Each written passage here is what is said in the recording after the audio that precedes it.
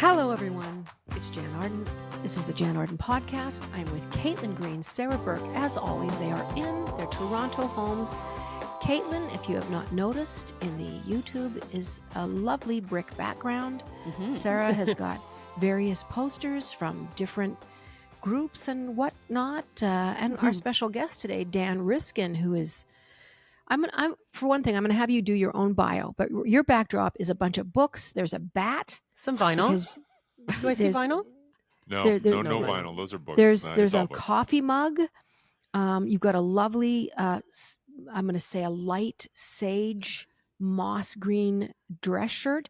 Dan Riskin, tell us who you are, what you do, and if you were to write your own Wikipedia, what the hell would that look like? I don't know. I guess I feel like I need to test Wikipedia to see if the fact checkers are on. So I might put some stuff in there that's not true, just to sort of see if it works. I think that'd be what I do. So, but the things that are donate, and also Wikipedia can't work without your donation.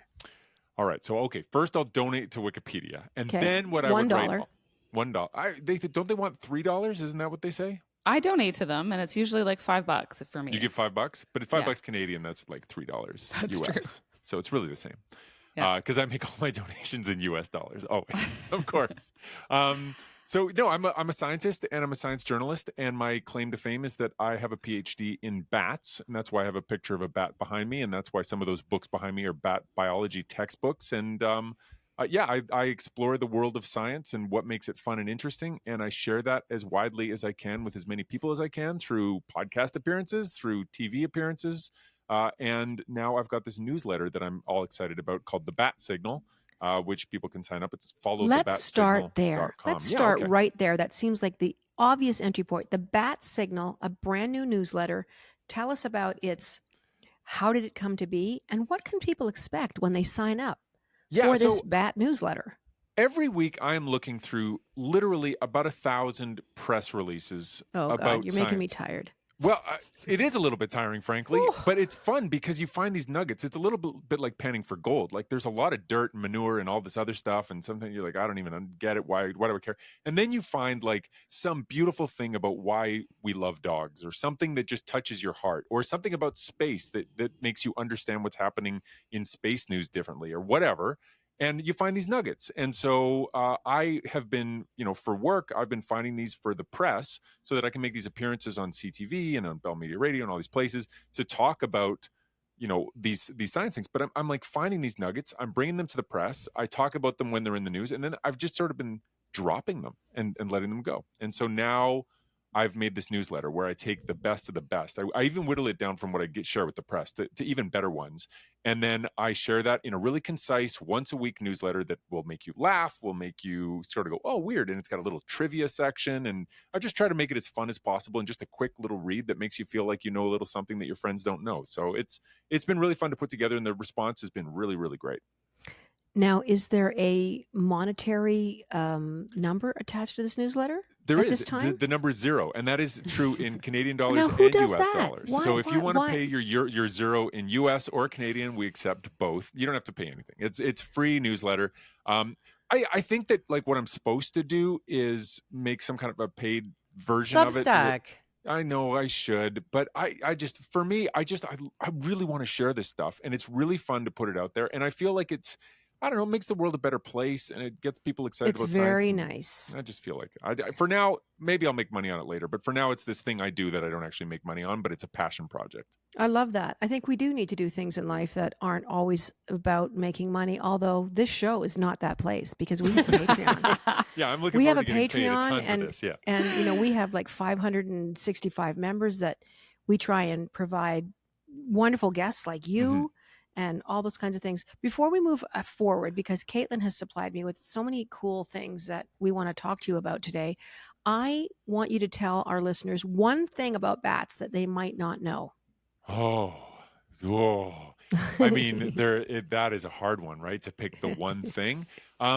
What I've been kind of obsessed with lately is the fact that different bats have different smells to them. And you would think that a bat, I don't know what the average person would think a bat smells like. Have you been lifting their little armpits up, Dan? Well, sometimes it is in the armpits. So different bats have scent glands in different places. Sometimes it's on the neck. Sometimes it's in the wing. It's built into the wing. Sometimes it's in the shoulders. You have a lot of bats with shoulder secretions. And then there's one bat called a crested freetail bat. I've never seen it. It lives in Africa, and it's got basically like this. It can flip its hair up, so it's got like almost like a mohawk but wider, more of a Billy Idol but longer. And this thing flips up, and the males, they can flick it to flick their scent onto females and with their hair. And like there's just, I mean, and I've never smelled it. And the thing about smells is you can't write a smell in a journal. You can't really share a smell. So all these bats. You got to, not yet. So for now, I need to travel the world and smell these bats. And so I have like this hit list of bats that I have smelled that I love, and I can recognize them by smell. And I've got a hit list of bats that I haven't smelled yet. And so that's one thing most people don't know about bats. And whether that makes people like them more or not, I don't know. But it's one thing that I really love about them. So nerd. I just want to get this straight. So you have smelled a couple of bats. Yeah. Okay. Yeah. I mean, some bats. And how did that happen? What were the circumstances in which you were able to smell a bat? Well, you do these tours, right? Like you do travel tours. Yeah, I take people on wildlife tours, Yeah. and you know, you experience nature and you smell different places. But sometimes you go into a bat cave, and if there are bats in it, you can smell their droppings. But different bat caves have different smells. Like there's a bat that lives in the southern states called the Mexican freetail bat or Brazilian freetail bat.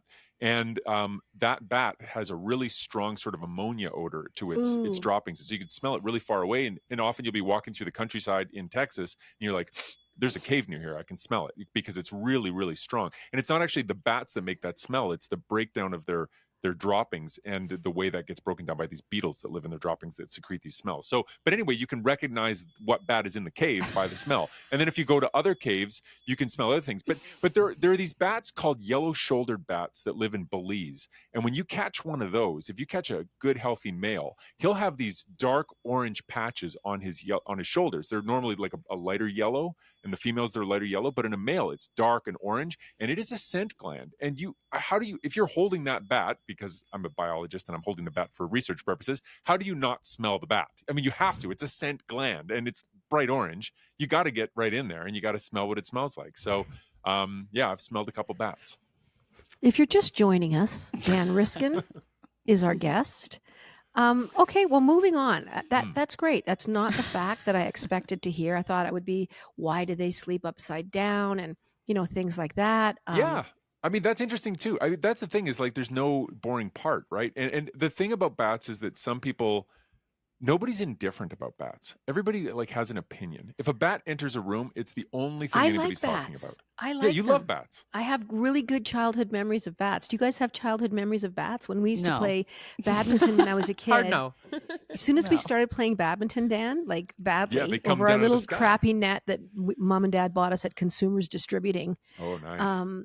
The bats would come out and they would follow that shuttle back and forth. And they were we'd run around screaming because, you think mom would say, don't let it get in your hair. Right. I'm like, oh God. They don't go in your hair, but they do go after things in the air sometimes. They're curious little creatures. And they sometimes seem cute. Like, I think that's my only estimation I have of bats is that they seem cute and they eat a lot of bugs. That's when I mostly see them, is they're flying around at night eating stuff that I don't love. So they feel handy, but I don't have a desire to smell their shoulders. They do feel handy. Oh, if I was holding if I had a yellow-shouldered bat in my hand and we were in Belize together and I said, smell this, you would smell it. I would, but it's not like it's not on my bucket list. We'll work on that. We'll work on it. Kids would love that too. If you held it, they would, if you were holding it and say, no, I've got it. It's not going to fly away. Come and smell it. It's not going to Who was you. it? Come and smell it. Who was the celebrity, or no, it was a musician. In the middle of a set, a bat landed on them this summer at a music festival, and it was like the talk of the internet. Taylor I want to Momsen. say Alice Cooper, but who was it? Taylor How does Dan Momsen. not know this? Taylor Momsen. Yeah. Who's that? Is that the girl from Gossip Girl? Yes.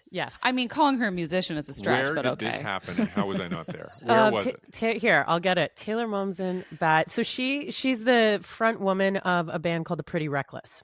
Okay. And what happened with the bat? It was, he's going to be my new friend, is what she said. Ha ha ha. Okay, here it is. It was Mom's in 30, shared a clip on Instagram. In the video, she notices crowds pointing at something as she is singing.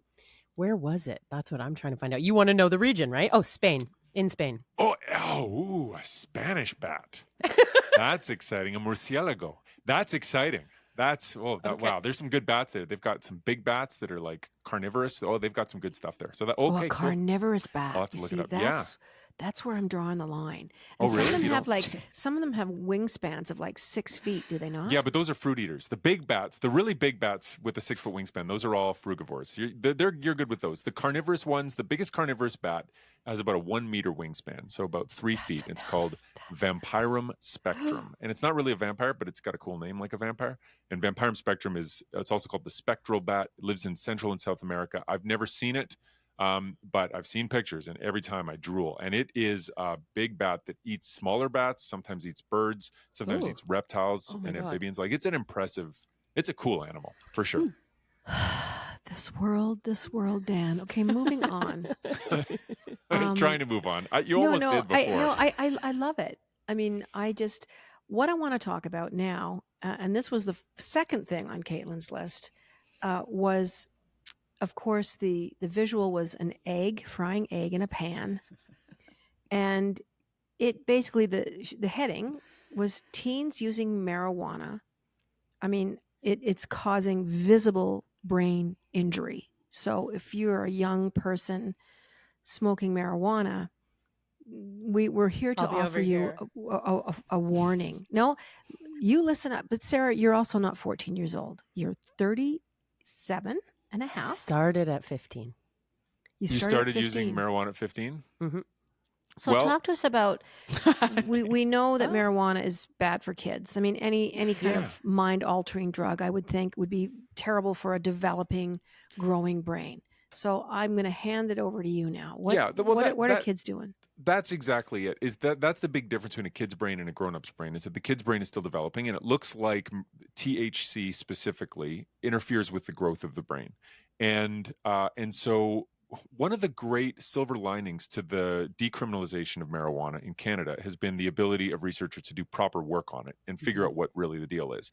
And there's been a lot of work on adults using it, and there's been some really nice stories about it being a great therapeutic drug for a lot of different things, and helping people with their anxiety and helping with PTSD and other stuff. And so there's a lot of good stuff that can come from it, but everything I've seen that comes from the sort of what's the effect on kids has been really sobering and not the same at all. It seems to be like a totally different deal for kids versus adults. And so there are a couple studies that have come out, but the one that really caught my eye is that they did a big study at McMaster. This came out about a year ago, where they looked at the likelihood of teens developing a psychiatric disorder. And they found that teens who were using marijuana were 11 times more likely to develop a psychiatric disorder compared to kids who did not use marijuana. So that right away is quite scary. Now, there is the possibility that kids who are already at risk of developing a psychiatric disorder are drawn to marijuana differently. And the cause and effect isn't very clear there, because they don't pick kids and say, okay, you're going to smoke weed and you're not going to smoke weed. Like, they just can't do it that way. So the cause and effect is a little bit tricky. But this newer study, which comes out of the University of Montreal, again, really points to a big difference. And I think it's a little bit more of a smoking gun here, where you can say which is the cause and which is the effect. They basically took a whole bunch of teens and just scanned their brains while the kids just lay down in a brain scanner. They weren't doing anything. They weren't high on the drug or anything like that. And the kids were put into two groups: those that had experimented with cannabis before the age of 16 and those who had not. And these were all kids older than that. And there was a significant difference in how thick the cerebral cortex is. And the cerebral cortex is the part of the brain on the outside that you can see when you look at a picture of a brain with those folds in it and stuff. And it's like higher reasoning, math, social relationships, keeping track of like higher level processes. And what this shows is that the kids who are using the marijuana don't have as much mass of cerebral cortex as the kids who don't use it. And so, like, being a teenager, you really need that thing. And you need it throughout your life. And so the fact that taking THC is making that grow less and stunting it, and they did some other stuff on mice to show that THC really does block the growth of those neurons. So it really does look like it's a really bad thing for kids to be using. Answer me this. So marijuana and edible marijuana products are legal in Canada. You can go into a store on Queen Street, and there's about 49,000 of them, Yes, and there you can are. buy products. So it is illegal for under 18 or 19, correct, in that province Yeah. So kids are still getting pot from an older friend or smoking their parents' stuff or whatever. Was there any specifics in edibles that the kids might be doing? Because that's quite popular. They're in different flavors. They're kind of Right. gummy bears and all that stuff. I would think that would be appealing to kids. Anecdotally, I believe it's worse, honestly. Tell me more. Well, so my only like experience in talking about this was one of my close friends is a psychiatric nurse, and her specialization, she used to be at KMH and now she's at U of T, and her specialization was first incident nursing. So she would see people when they were coming into contact with her in KMH, and it was the first time they were experiencing a psychiatric incident that required hospital level intervention. And a lot of the people that she was seeing were from THC, and it was, it created this first incident of like, maybe it was schizophrenia or whatever, but a lot of the cases were edibles. And because it's, the case of like the poison is always in the dose. And so you take the edible, perhaps you're not familiar with how much to take. And unlike, smoking, you're not having a small amount and necessarily waiting. You've eaten the whole gummy or cookie or whatever. And now you just have to, you've eaten whatever you've eaten, and now you just have to wait. And so sometimes the effects also can take longer when you ingest it than when you smoke it. And so people will think, oh, it's not working, I'm going to have another. Yeah. And then they frequently have too many. And all of a sudden you're having a psychiatric break. Yeah, I mean, there's that. There's also the fact that like just the stuff you smoke today is so much more powerful and more potent than back in the day, like when Cheech and Chong were making their jokes and all that stuff. So, how that stuff, the dosage issue isn't addressed by either of these studies. They're really like a black and white, like did you use it or did you not? But I do think that may be part of why the landscape is as fraught as it is. And so it might be that it's more dangerous now for teens than it was in the past, but we don't know because the studies couldn't be done at the same level. But they're digging into that. What I do see though with the University of Montreal study and the mouse stuff that they did alongside the brain scans was that they really were able to show on a molecular level how THC specifically is the culprit. And so it's not the smoking thereof. It's actually just the ingestion of that chemical that does it. And so maybe CBD is a different story, and whether that has a different impact for kids, that's a different thing. But, I don't have any data on that. You have 2 kids, though. Do you feel like you would thus encourage them away from it? Yeah, no, I have 3 kids. I have 3, sorry. That's okay. No, I have a 13-year-old who's, like just waltzing into this world of all this stuff. And then I've got twins who are 10. And all of them have their own personalities, and all of them are going to, I know, interact with the environment and the pressures differently. I don't know what the right answer is. So I think that the parent saying, look, science says that it's bad for you, so you shouldn't, probably isn't very effective. Like, I think that's what people have been trying for a long time. And like, here's a frying pan and here's your brain on drugs. Like, it just doesn't quite land. But there is a really interesting study about how to get kids to eat healthy that I think is informative. They did a study where it was at a junior high, and they tried 2 different interventions for kids in these different classes. And then they spied on the kids when they went to the cafeteria to see what foods they chose as a way of measuring which one was more effective. And one way of telling them that they shouldn't eat junk food is that they told them all the health reasons and all the stuff that you normally would do that are logical and make sense. The second intervention was to say to the kids, these big companies are trying to make a lot of money off of you, and they're trying to make you addicted to their junk food. And look at how they're preying on you. Look at their packaging. Look how they're trying to manipulate you. They think they're smarter than you.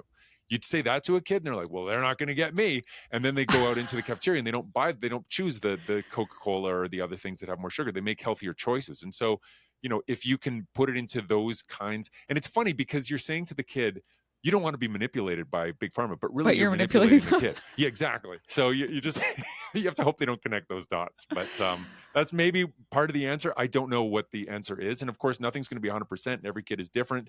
And, these kids aren't dropping dead from it immediately. It might be that in some cases, some kids are going to end up doing it, and that's just what you have to work with. But well, then there's the gateway question, right? The gateway drug conversation that comes up. He starts with marijuana, and then you're suddenly snorting cocaine, a line of cocaine, and then the next thing you know, you're sticking a needle in your arm. Right. I'm sure that is true in some circumstances, that you're chasing that high that's a little bit bigger and a little more riskier as you get older. I would think it's funny to think about, big pharma making, or whoever making money off you, these big companies. Yeah. And with marijuana, of course, there's the whole snack thing that's part of that conversation, is that you get the munchies. Yeah. So it's funny how those two things are interconnected. And further to that, I thought you might say that for the women, having, these things put in front of them, oh, do this or do that, or this is bad for you, that weight gain might have played into that conversation. I thought that might have been part of, Oh, listen, that's if you interesting. eat I didn't that, see that in the studies, but you're that's gonna pack on the pounds. And I yeah, would think that in women in particular would be like, oh, I'm not gonna eat that then. right. I mean, that's part of the supposed appeal of cigarettes, is that they're You supposed lose to make you weight. skinnier, right? Is there your any truth appetite to that, surprising. Dan? I don't know, but I will say that cigarette use, nicotine use in teens in the U.S., there was a 2024 survey. It's lower than it's ever been. Nicotine is on its way out. Vaping has taken vaping, over. vaping is Okay. there, but all nicotine products. So even chewing tobacco, right? Like that's none of it. There's still a little bit of cigarettes, but vaping is the vast majority of it. But that the percentage of, when you ask kids in the States, and I say the States because we don't have data for Canada yet, but if you ask kids in the States, have you used any product that has nicotine in it in the last 30 days? The percent that say yes has gone from about 24% just about 5 years ago. It's now about 8%. So That's it's so really encouraging. dropped. So yeah, so there's hope, right? Like we don't have to just accept that kids are always going to use stuff and that's just the way it is. Kids are changing their patterns of behavior. They're changing their relationship to alcohol, to cigarettes. And so the relationship to marijuana isn't a fixed thing that's going to be stuck. And if anything, maybe the availability of it on Queen Street in 24,000 locations makes it less appealing because it's just part of the mainstream, what everybody else has got access to, and it doesn't make it as cool. We had a smoking room in my high school. It was a little room. There was no ventilation. Wait, it was like seriously the carpeted. teachers were like, this is the room you can go into to smoke? Yeah, or they just I you took think over? they gave up trying to Wow. stop us from doing it. And of course, where I went to school, there was fields of wheat all around us and cattle. I think they were terrified of our Bic lighters lighting giant hay stacks on fire. So we literally had a smoking room, and these were for grades from 10 till 12. So there was literally 16-year-olds in there puffing away. There was some real great Art Deco ashtrays that were on the stands with the brass handles, and there was lighters that people would leave in there. And I did not partake until I was in college, but yeah, I'm glad. My pregnant grandmother was told to pick up smoking to lose weight by her doctor. Wow. In Prince Edward Island. So I always look to that as a great example of like things do kind of get better over time. They do. Yeah. They totally do. I mean, yeah, we don't have smoking rooms in high schools, most anyway. And I mean, I was a waiter as an undergrad, and I remember if you worked in the smoking section, you'd come home and you just reeked like cigarette smoke, and you had to like the worst smell. You'd have to have a shower before you went to bed because you just reeked. I'm Even not a still smoker, today, like when I went to Greece, which is only about a year ago, coming up on a year. Yeah, it was a year ago. It was the last September. There was in the airport a smoking room still. Oh, wow. You'll still see those. I see those like all the time in Europe. There's 10 guys like bowling pins standing there just trying to smoke that whole cigarette in 14 seconds. They're just drag, exhale, drag, exhale, drag, exhale. And they all just look like worried maniacs, and their eyes are bulging out, and they're looking at their watches of how much time they've got. It's kind of sad. I think meat is the new smoking, myself personally. Yeah. That's just how I feel about it. Yeah. I think you're right. I think that if we fast forward a little bit, I think meat consumption is going to look a little bit in the rearview mirror the way cigarettes do now, but we're not there yet for sure. No, but there is meat shaming happening now, right? So yeah, and it's really like cigarettes, it's getting more expensive, right, Dan? Yeah, no, the whole meat conversation is really interesting. I mean, you know what, that I guess I'm pescatarian technically, so I'm not as. Are you vegan or are you vegetarian? I'm vegan. You're vegan. Wow. Well, good for you. There's a study that I flagged that I don't know if this has been put in front of you yet, but it's kind of a weird counterintuitive result where they put out menus and they labeled things as vegan, or they didn't label them as vegan. They looked at what it did to sales, and when you call something vegan, the sales of it plummet. Like people don't want the vegan if it's exactly the same Any sandwich. menu says plant-based now. Plant-based. I rarely see a menu where the big bold headline is vegan. It's always plant-based. Whether you walk into an Earl's, whether you're walking into a sushi restaurant, it's a plant forward. A little emoji almost and beside they'll the have a little item. and they're having a ton of success with it. Like you'll just see people ordering that because it's like going to the side dishes where it's broccoli and braised cabbage or whatever. So they've learned trial and error that it's not a great marketing strength to say vegan. Yeah. People immediately think of girls with long hairy legs and hairy armpits and wearing patchouli, chaining themselves to trees and generally petting a beaver and not Now, their I would own, eat may at I that say. restaurant. You've sold me on whatever this place is. I want to go to the hairy-legged beaver petting but this is tree the chain woman. This is restaurant. the visual. I think that people, and certainly this movement started in the 60s with peace and love and all that, when Right. don't hurt, no harm, but it has changed. They're getting very clever about that. In fact, there was a cheese company that this year in 2024 was competing in France for the World Cheese Championships, and a plant-based cheese company won. Nice. And they raised hell. It Yeah. was, they wanted them disqualified. They felt like it was, a travesty. But, change is hard. There's growing pains with change, and people Totally. want things the way they are. Like if people could still have their milk delivered by a milkman to their door, they would probably gladly do it just to save them having to run to the convenience store to get milk. Yeah. Anyway, I am. Yeah, it is interesting. It is interesting the way change comes in. And I do agree. I think in the long term, I think I'm optimistic, and it's sort of inevitability that we're moving in the right direction. Life has bumps. Sometimes you have an event here or an event there that gives you pause. But what could you for the most possibly part, be referencing recently? Nothing recent at all in the news at all. But I will just say that really in the long term, we are on a trajectory of improvement, and that has been true for a long time. And I'm just an optimist. I really do think things are going in the right direction.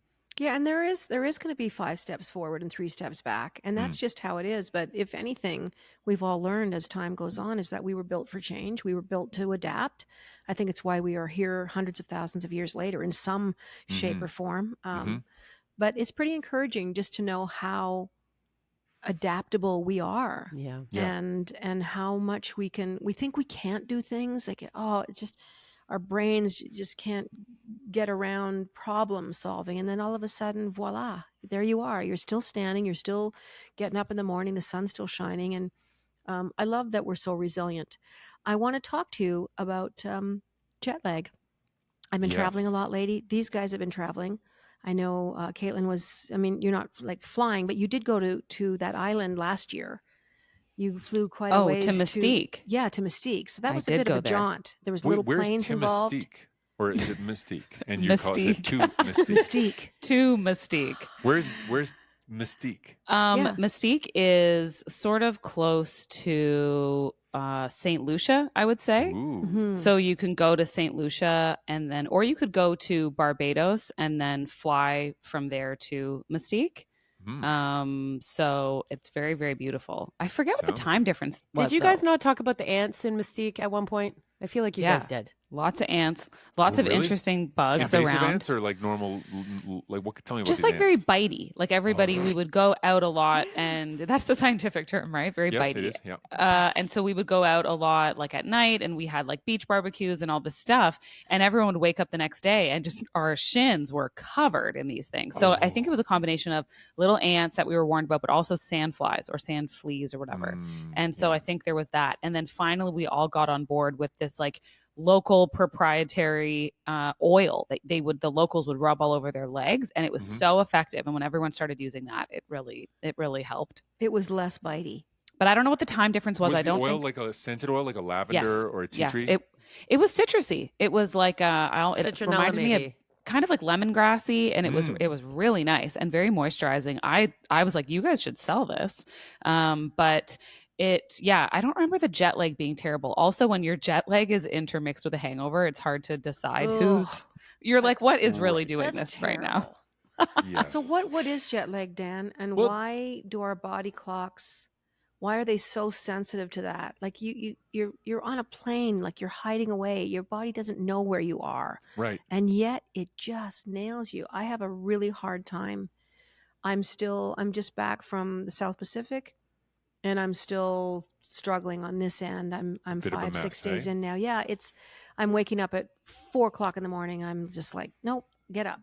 So Right. that's what I do. Yeah, I mean, it's so interesting to think about the human brain and its clock. Like, people have done experiments where they stick people in a cave for like 100 days and they say, Oh, like, Jesus. do they wake up every 24 hours? Like, what's the human cycle? And the human cycle isn't 24 hours. It's like, I think it's a little bit longer. I think it's like 25 hours. And so they start to get out of phase with what's happening in the real world. And we do need these exogenous cues about when we're supposed to be awake. And so our brains are built, they're not like a grandfather clock that you could put away in the closet, then you open the closet and it comes back out and it's still going. We are built to pay attention to how much light is in the sky. And so, looking at a phone before you go to bed and having all that light hit your eyeballs, it absolutely messes you up. But when you wake up in the morning, if you get those lights on as early as possible, it will help you big time waking up, because your retinas and your brain are built to take that information and be like, okay, this is when I'm awake. And it really does pay attention. And so that's a really easy hack, like just to pay tons of attention to the lighting around you, to really set your clock to where you want it to be, whether you're anticipating a daylight savings or a trip or something like that, or if you're trying to recover from something like that.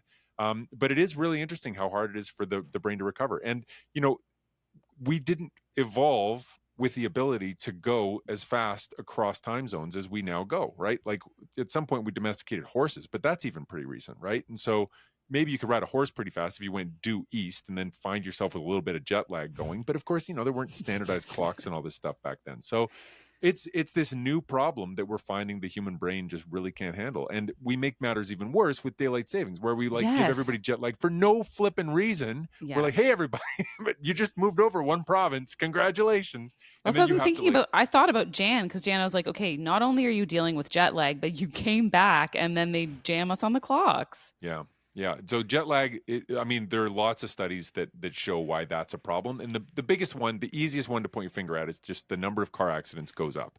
If you look at the day after everybody loses an hour of sleep, there are 6% more car accidents in the US. Wow. In the places where they have daylight saving. They don't have it everywhere, but in the places where they have it, there's 6% increase, and that's equivalent to 28 deaths that happen every year that we don't need to have. It's not like we don't get a discount on deaths at the other side of the year when people get more sleep. That doesn't happen. So it's a problem. It's a bigger problem depending on where you are in the time zone and just how dark it is in the morning and how tired you feel. So that's part of the story too. But yeah, it's a huge problem, and it also hurts your productivity and your ability to get things done in the morning. So Saskatchewan stays static, so they don't move forward or back. Saskatchewan doesn't participate in daylight savings. And they're talking constantly, and this conversation comes up every year twice a year when we're changing the clocks, about abolishing it altogether. Yeah. What do you feel like in your heart of hearts? Is it worthwhile? Is it we just stay the course and not screw with anything? I feel very strongly we should get rid of it as soon as possible. My understanding is that the legislation has been passed in a bunch of Canadian provinces, and they all have this thing like, as soon as America does. But like, America has not yet adopted the metric system. So like a little bit, I feel like waiting for them. They're not going to. They certainly won't now. No, they're not going to do that in this next 4-year period. I'm pretty confident, but who knows? Stranger things have happened. So I think it's like a really obvious thing, but the fact that we can't stop doing daylight saving, which has only been done since like 1917 or 1918 or something like that, the fact that can't be changed, to me, is like this screaming sign of the fact that our governments just don't function quite as well as they could. Like, that's a really obvious benefit we could have for society if they would just do it. That'd be really nice, but we'll see. My dad used to say it was because of travel schedules. He said it's because of international flights and, people buying tickets. And I mean, how hard it is it? You buy your ticket, you're leaving from one destination. This is the time you're given out of Calgary, not anywhere else. You're leaving Calgary at 7:15. So it wouldn't affect. No. It's like when I'm in Toronto, I don't base the time that I'm leaving Toronto on Mountain Central Time. I'm Yeah. basing it on my time in Toronto. So Right. I never really bought into that whole idea of like it would be very confusing for international travelers. No, especially since No. our phones do all that stuff for us now. I mean, Yeah. the argument I Instantly. always hear is, oh no, the farmers. And I'm like, Yeah. Saskatchewan is the one place that doesn't do it. I think they have farmers in Saskatchewan and they seem to be doing okay. Like, I Yeah. don't think the farmers need this. No, not at all. Well, it's really kicking me in my butt, and I try and do all the stuff. I do melatonin leading up Mhm. to it. I do it when I get back, but maybe it's just because I'm getting older. In my 60s, I'm just more adversely affected by that kind of movement. And unlike Caitlin, I have not been hungover traveling, And I have a toddler. That would make it exponentially worse for sure. Really feel worse for me of all of us because I have Yes. a 2-year-old. Well, daylight saving, I will say my deep-seated hatred of daylight saving is from when my twins were babies. And Yes. they'd be like, oh, everybody gets to sleep in an extra hour. And I'm like, no, I don't. Now Yeah. they just wake up an hour earlier. That just Exactly. means I lose like 1 more hour of sleep when they wake up at 4 instead of 5. And Mhm. I will angrily adjust the time to everyone in conversation for at least a week. Like we'll be like, "Oh my god, I'm so tired. It's like only 5:30." And I'm like, "It's really 6:30." Right. Like I'm telling everyone that it's really an hour later I hear you. for at least a week just because I have a grudge about it. Yeah. But it's But I will my, say, Jan, I can see from your camera shot that you have nice big windows behind you. You're getting lots of natural light. You're doing that right. So keep doing that. That's going to help you. Yeah, no, and I don't try and force myself to go back to sleep. I just get up. If I'm Yeah. up and my body's going ding, ding, ding, I get up. It's funny you say about your phone's telling you where, what time it is. Well, when I Mhm. was in the South Pacific, we were tootling around the Fijian Islands, my phone thought I was in Italy. My GPS map told me I was in Italy. It told me that it was 12:20 and everybody else had Cool. 6:20. I'm like, and never mind that, it was the day before. Like we were on Oh. tomorrow all the time in Fiji. And I'm like, Wow. guys, why isn't my phone changing? I would shut it off and turn it back on again. It was becoming a real problem. Do you have like a Wow. Huawei or something? What's going on? I don't, it finally. You have an iPhone. You have just like a regular three- iPhone, right? I know. 3 days Were in, you it on the adjusted internet? itself. Like, did they have some kind of Mm. router thing going where like they were on a VPN? Oh, they were that on made it- Elon Musk's Skylink. That's Oh, what they had on that ship. Oh. And it was actually the best internet I've ever had Huh. on any kind of sea vessel in my life. Like it was dead on. But my phone, I'm telling you, I didn't know who to talk to. Thought you were in Italy. Wow. And never the Google Maps, like the little blue dot, I'd be like, oh my God, I'm a blue dot. I'm just outside of Venice. Like, what is happening? Where did this ship go overnight? That is Okay, so wait, that brings cool. me to another topic that I wanted to get Okay, Dan's go. take on. Oh, okay. Why I have thought this for a long time, why GPS is making us all worse at directions. Yeah, this is so. Thank you for bringing that up. I think this is really neat. I mean, some people it's so bad that when they're in Fiji, they think they're in Italy. Can you believe See? that? That really I know. happens because of GPS sometimes. Are you But blaming me? sorry, I had to. This is a study asking the question: does GPS ruin your sense of direction? So Mhm. you get out of your house, you get in the car, you put on the GPS, and then you go to wherever you're going, and it tells you how to get there, and you know how to get there, but you still have the GPS on, maybe because of traffic, or maybe because you're lazy, or maybe because it's habit. But are you ruining your sense of direction by using that GPS, by not having to figure it out yourself? This is a big meta-analysis where they looked at all the studies that have ever looked at these kinds of things and put them all into one big pile and then analyzed the data all together. So very big study. And what they found is that when people are using GPS compared to people who don't use GPS, a couple things do get worse. So one is people are worse at knowing landmarks in their area. So if I Mhm. say to Caitlin, like, between your house and the daycare, how many bakeries do you pass? And her answer on that will be more accurate on average when I ask a whole bunch of people if she doesn't use GPS compared to people who do use GPS and wouldn't notice those landmarks as much. So that's one way that GPS is ruining us.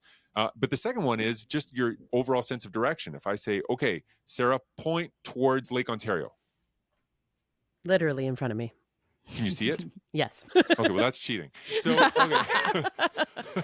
That's not fair. But I'm if you ask sorry. that kind of question, like point towards, Vancouver, whatever it is, just your ability to pick that right direction is also affected by whether or not you're a GPS user. And so there are these two pieces. And then the third piece of the study showed that your actual performance at getting to your destination is not improved by using GPS. Most people can get where they need to get just fine without using GPS. And so often because we're using it when we've already been there. And so, I have sympathy for Uber drivers who have to find the best route and all that stuff. But for the most of us, it's like, maybe we shouldn't be using GPS quite so much. Interesting. It's interesting in London, back in the day, I'm sure it's changed now because they too have Uber, the black cabs that were iconic if you go to London and you hop in a cab and, they're just great. They're like, oh, that's what a cab looks like. Yeah. But they had to take tests for 2 years in order to get their cab licenses. They needed to know every single side street.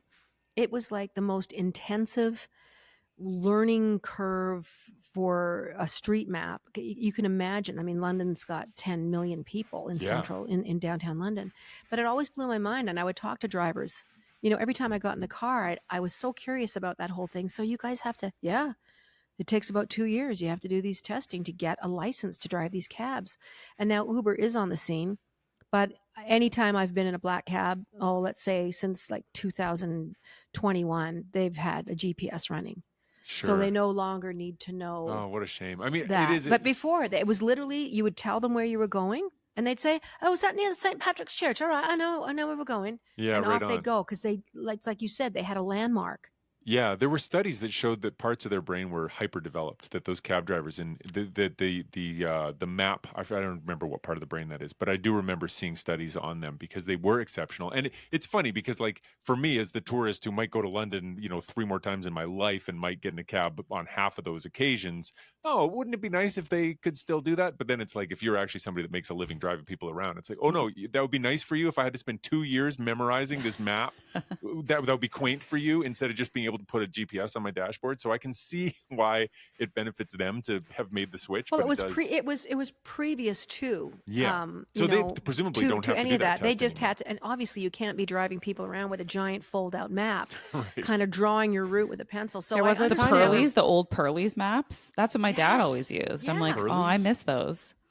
I do too. And my parents fought constantly about, Jesus Christ, you're folding the goddamn thing. That's not where the folds go. And we'd have to pull over. Like it was a big deal fighting about how to fold a map. Listen, I can't believe we've been talking for like 41 minutes. Yeah, it's going so fast. Before we go, I do want to talk about dogs or pets or birds or cats or whatever your pet preference is. I'm focusing on dogs. Sarah's got a brand new little dog, rescue dog that she's got. But just the whole concept, like I live alone out here in the trees and I couldn't be here without my 7.5-pound dog. Yeah. And the girls know that. We've talked about it a lot. I just want you to tell us about the science behind what pets do for us. I know they're very important for seniors and things like that, but there is a real science behind the benefits that these animals bring to human life. And I thought you could talk to that a little bit. Yeah, I would love to. I have 2 studies that really for me sort of deepen my appreciation for dogs that are both from the last few months. One is that they can smell if you're stressed. So if you are stressed, you'll act differently. And so it's not that surprising that your dog sees how you slump around the house and you kind of throw down a book or whatever, or fold the map wrong or whatever it is that you do when you're angry.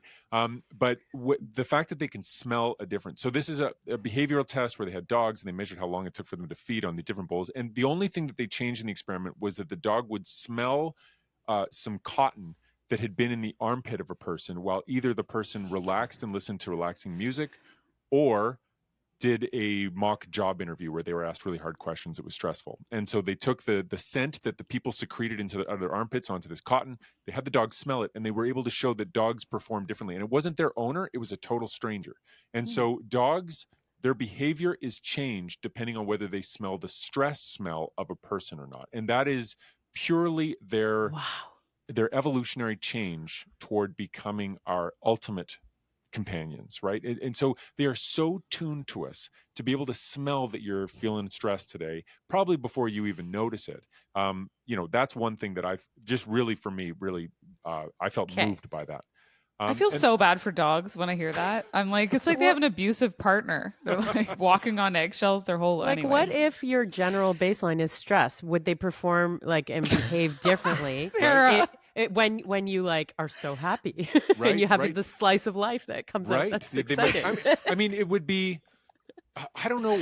You bring up a really interesting set of questions because what is the experience of the dog and to what extent do they feel like they can do something about it? Because I mean, some dogs like my dog is a herding dog and she loves to run up ahead and pull the kids back and make sure that we're all together. And it gives her a sense that she's doing her job. Mm-hmm. And I feel like a good companion dog might smell that and say, you know what, I got this.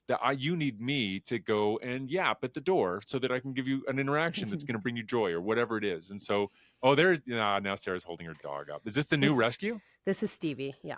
Stevie. She was right she's 7 months. She was right beside me this entire time. And like when she knows I'm going into recording mode, she needs to be near. It doesn't matter if she's hungry. She has to come with.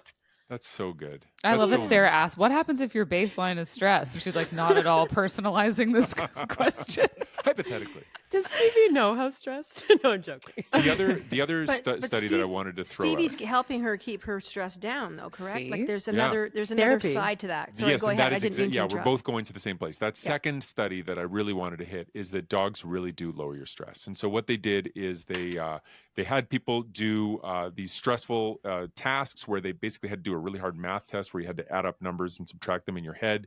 And then once people were worked up, what they did is they put them into 3 groups. Some people got to spend some time with a dog. There were no rules. You just had to pet the dog or look at the dog or just be near the dog. It didn't matter. The other people did one of those stress-reducing coloring books, which was nice. And then other people did nothing. They just sat quietly and tried to calm down without either of those 2 assistants. And then afterwards, they measured, how stressed they were and asked them, how blood they felt. pressure, all respiratory rate, all exactly. that stuff. And all of those metrics, it didn't matter if this was a dog person or not a dog person, dog owner, not a dog owner, and it wasn't their dog in this study, but the dog was head and shoulders above either of those other 2 treatments. In fact, the coloring books were no different from doing nothing at all. I hate to hurt the sales of those coloring books, but they don't really do anything for stress reduction. They might be fun, but they're not like petting a dog. And so I guess the dog can sense when you're stressed, but the dog really does have the skills to pay the bills. The dog can help you calm down. They really do. And spending time with a dog is immeasurable. You know this intuitively, but it's nice when the science backs it up. Dogs really do work to lower our stress. And so they are miracle animals. Well, they say it's so important for kids to have a pet when they're growing up as well. And I will say that as much as my dad was opposed to it, my mom actually overrode that. She a lot of times succumbed to his will. We saw that a lot growing up in the 60s. But when it came to having a dog, we had geese, we had rabbits. My mom was like, these kids are going to be around animals and that's the end of it. And my mom she rescued a couple of geese. They spent the first 2 months of their lives underneath a laundry basket. And then my dad actually begrudgingly went and built them a little concrete pond and a little hut. And they were the best guard animals we ever had. They loved my mom. No kidding. So much, and they would chase us within an inch of our lives and pinch us. We were terrified of them. Their arms were their arms were very strong, and they are arms. They were fierce. People were afraid to get out of their cars. Like, can we get out of the car? Because they wandered around during the day. That's so funny. Anyway, that was an interesting time to have geese. We learned so much about James. I know. How did I not stress. know this until right now? You had guard geese growing up? What is happening? It wasn't intentional. It wasn't intentional. My mom, it was probably some farmer. She worked at an egg farm. Maybe they had geese eggs that came along. I don't know, but we literally, they were already hatched. It's not like we were keeping them in the oven, but they grew, they attached to my mom. And they'd coo and purr and they'd just want to be near her and they'd just pick at her and they'd pick at her hair and it was something. But my mom was magic anyway. She was magical with animals, period. But my mom grew up with pet crows, and that I feel like I would be very into. Yeah, her family had pet crows. We had a canary, which would have been eaten by the geese and the crow. So there we go. Yeah, the crows were predominantly in the barn, and like they grew up on a farm. But the crows remembered the kids, and the kids would leave them food and things that they would like, and then the crows would come back and bring them trinkets, and they would kind of follow them around. And they were very attached to like the family and. Yeah, they didn't like if a dog was around, if like an unknown dog came around and they thought the dog was like up to no good around the kids, they would sort of dive around and they were like quite protective. But I've always loved crows, so I feel attached to them as animals. And so having a pet crow seems very cool. They're so smart. They're so smart. And pretty. Unreal. Yeah, they're beautiful, smart, great animals. And there was just a write-up about a study about how long they can hold a grudge for. And I believe it's... I love them even more. I love them even more. I think it's 17 years. People wear they've done studies where they wear a mask and they go and they mess with the crows, or they go collect blood samples or something you have to do for your biology. Yeah. But they wear this mask, and then they see how long, if you wear that mask nearby, they'll attack you. And I think 17 years is there's a big write-up in the New York Times. That's They just wrote up about it. amazing. Yeah, The Okay, I'm fact gonna that read they about live this. that long is amazing. Yeah, They're so cool. So interesting. And there are all these stories about like them having weird behavior and like funerals, and there's all kinds of anecdotal stuff. But I think crows, that's a neat system. I think those are some of the most interesting neat animals system. on the planet. Me too. I really love them.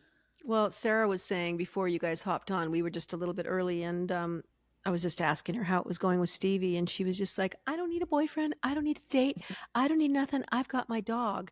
And I know that there was part of that was very truthful, because you felt like, I'm suddenly really not lonesome. Mm-hmm. I would liken it to having a child, and you know, someone that's that constant company, and someone that just looks at you adoringly. You know, when you have a 2-year-old that's just like, you've got a halo around your head. But I know I couldn't live out here. When my little dog passed away 3 years ago, I lasted 5 months. I thought I was going to go a year. I'll travel. It'll be a little less stressful, and I won't be so tied down, you know, when I'm touring and stuff. And I was just like, I am miserable. And I found Poppy, and he's so different than my other dog. And it's changed my life for the better. I can't even explain it. And I'm not embarrassed talking about it anymore. I think people are kind of reluctant to talk to non-pet people about how much of a difference a pet, and it's not just a pet. He's my family member. Yes. He's my pal. He's my friend. I sleep better. And that's the last question I wanted to ask you. I don't know if you know anything about this, but I read something probably 2 weeks ago that prompted me to ask you this about sleeping with a pet, that you sleep better. And I know it causes a lot of couples problems to have a large Labrador when you're trying to make out and there's a lab, you know, staring See, this at is you. one part I don't know how it's going to go yet. But I'm close just the wondering door. if you know anything about, because Poppy sleeps on the bed with me. He doesn't sleep in a kennel. He's little, and I'm single. With my girl. But I know I sleep better when I'm with him. Right. Yeah, I don't have any science on that Okay. at all. I wish I had science on how to best deal with a dog feeling left out when you're trying to make out with somebody. Well, and no, you're that outside the wasn't door my going, question. Oh, mine, wasn't though. it? It was Don't worry, Sarah's. I'll take it. Now No, I'm I don't know. I'm I literally don't know getting the answer red. to that stuff, but I do really think that there is. Now, this one isn't based in science. It's something that my wife's a scientist, and she told me this. So maybe it's What kind from of a scientist scientific is she, paper. by the way? She's A good one. a biologist. She Okay, teaches okay. at University of Toronto. Cool. Yeah. She studies the tropics and nutrients and all this other stuff. It's that's a bag of worms that I'm not going to Nerdy open. But household. yeah, it's a very nerdy household. But she told me that she's seen a study where people often, if they've got a family with multiple people and they get, sometimes you're talking to one kid and you say the other kid's name, the dog name will go into that list. So I'll often call my kids by my dog's name or vice versa. Oh, And that doesn't happen often with cats. People don't often make the same mistake. And I hate to make it a cats versus dogs thing, but you don't often call your kid your cat's name, but you often call your kid your dog's name. And I think that speaks to the fact The that place they hold really in your have heart. weaseled their way into our families in a Mhm. way that is very human-like. Like they really are members of the family. Even and that really is real. Like the science with smells, again, just going back to that for 2 seconds, I feel like it's pretty normal that dogs are attracted to, like, if I've come back from the gym and, like, let's say I take my stuff off pretty quick and it's like lying in the pile on the floor and I haven't cleaned it up yet, the dog is like right over there, like, ooh, what's going on over here? Where have So you maybe- been? But that's also, I would think, somehow scientifically connected to why they want to, like, sleep close to you, Mm-hmm. if that makes Yeah. sense. 'Cause They it's have the scent would of it be you. pheromones? For sure. Yeah. Well, yeah. So interesting. I mean, you get into There's a Poppy. nerdy thing. So for pheromones, for something to be technically a pheromone, it has to be within the same species. So if it's a different species, it doesn't technically count as a pheromone. But if a dog smells a dog, it's a pheromone. If a human smells a human, that's a pheromone. Okay. It's definitely chemical communication, but pheromone technically, if you were gonna people get a I know, dictionary. pet owners they do eventually lose the ability to smell their own pets, is a thing I've noticed. Oh, you go into their Because house you're and like, oh, your "Oh." dog stinks. Yeah. I'm like, your dog smells, your house smells, your clothing smells. You need to take it to a groomer more often. But I know that you love it so much that you don't notice. Like, you don't even notice it. People do that with their own bodies. 100% they're not they aware do. of how they smell. 100%. They just Yes. they just get so acclimated to it. It's just Well, part listen, of their life. We're going to bookend this particular podcast episode with smells. We started out with smelling a bat's did. armpit, Mm. Yeah, and we're we now did. going to end up leaving, our dog smells. But The animal world is amazing. You are an amazing guest. We love every time that you're on. You're welcome to come and join us on this show anytime. I just love you taking the time and the fact that you have your newsletter, the Bat Signal newsletter, and it is $0 in American and in Mexican currency. It's zero. Yep. It's in the show notes as well. And it's in the show notes. But Dan, as like always, if people thank you. just Google the Bat Signal, they can sign up, yeah, right? If you look just Dan Riskin newsletter or follow thebatsignal.com, if you really want to know what to type into your browser, you'll get it. I've joined it and I love it because I used to receive your press releases and your like press rundown when I was working in radio, and I missed it, and now I get it again, and it's great. And I really like the trivia, even though I'm never good at it. Oh yeah, no, the trivia is super fun, and it's just the trivia is there to just sort of have fun, and I don't keep score or anything like that. But it's it's going really well. I was so happy when I saw you signed up, Caitlin. So anybody who's listening, and I will say, just while I have you, we have to go. Actually, I'm joking. I so often like I'll give a talk in some random place, and so many people listen to you and come up and say, I love Jann Arden's podcast so much, and when you appeared on there, it was good. But you have such a loyal fan base that spreads so far and wide, and it's a real pleasure to bump into people who like listening to you, because it's thank you. It's just really neat the way you just bump into somebody, you don't realize that they're a listener, and no shock that Jan's listeners love animals and science as well. Yeah, I'm shocked to know that. But anyway, and they're always wonderful people. So it's always a treat when I have those interactions with people. Well, that's really amazing. Thank you very much for being with us. You're absolutely fantastic. And I think your trivia thing on your newsletter should be called Nerdle. Oh, that's very good. I might change it. It's very well, good. I mean, here's your Nerdle of the week. And we call ourselves Only Jans. Our fans are called our Only Jans, which is really funny. Anyway, we'll see you next time on the Jann Arden podcast and show. Don't forget to sign up on Patreon. $5 a month. It's less than a coffee. It's way more than Dan's newsletter. It's $5 more than Dan's newsletter. But we'll put his trivia in. Yes, we'll steal everything he's got. Yeah. But we appreciate you guys. There's always new content going up there every week, every day. I think I put 2 very whiny things up there just yesterday that you can watch. You guys are the best. You can find us on all your favorite streaming platforms, and you can leave us a 5-star rating, which will help other people find us. And of course, you can write us a review and just say how great Dan was, how great Caitlin was, how great Sarah was, and of course, me, your favorite person in Canada, Canada's greatest songstress, singer, and dancer, and welder. Don't forget, I weld as well. I will see you next time with the Jann Arden podcast. Toodly-doo.